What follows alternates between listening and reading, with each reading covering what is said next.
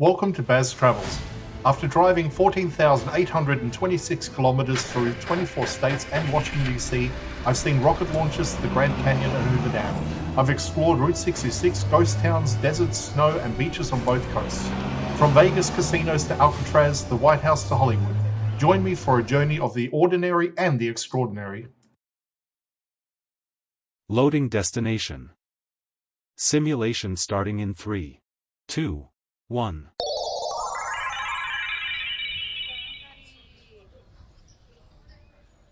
To look around, move your phone or tablet. Click and drag if on a computer or move your head if using a VR headset. Please like and subscribe. Welcome to episode 81. We continue our look around San Francisco.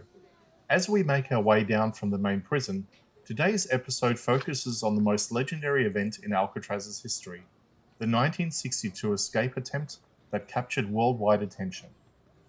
On the night of June 11, 1962, three inmates, Frank Morris and the brothers John and Clarence Anglin, carried out what remains to be the most famous breakout attempt ever from Alcatraz.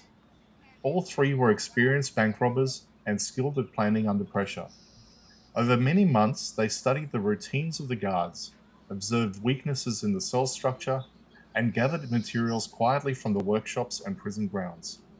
The escape began with something deceptively simple: a vent cover. Each man used crude homemade tools, including metal spoons stolen from the dining hall, to widen the small ventilation openings at the back of their cells. Behind those vents was a utility corridor full of pipes and wiring.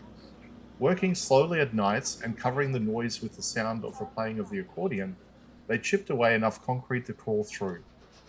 Hidden behind their cells, the men built a small secret workshop above the cell block. There they assembled an inflatable raft and life vests, made from more than 50 stolen raincoats, glued and stitched together using heat from the steam pipes. They also created dummy heads from soap, toothpaste, cement dust, and hair from the prison barber shop, placing them on their pillows to fool the guards during head counts. Later that night, Morris and the Anglins climbed through the vent shaft, up the utility corridor, and onto the roof. From there, they slipped down the drain pipe, crossed the yard, and vanished into darkness along the island's northern shoreline. Pieces of their raft and personal items were later found near Angel Island, but no confirmed traces of the men was ever recovered. The official record lists them as missing and presumed drowned.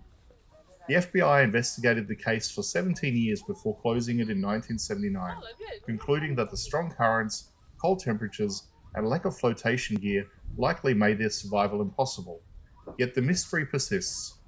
Over the decades, unverified sightings and family claims have continued, suggesting the men may have reached the mainland and disappeared. In 2013, the US Marshal Services even released digital-aged images showing what they might look like if they were still alive.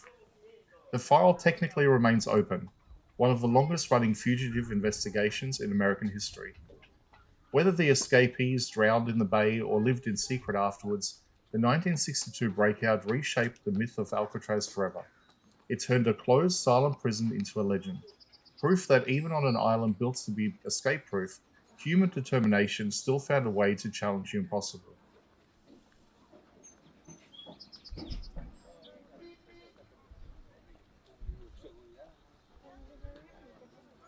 That concludes today's episode. Our walk down from the cell house reflecting on the night when three men slipped through these walls and into history. Simulation terminated. Please comment, like and subscribe.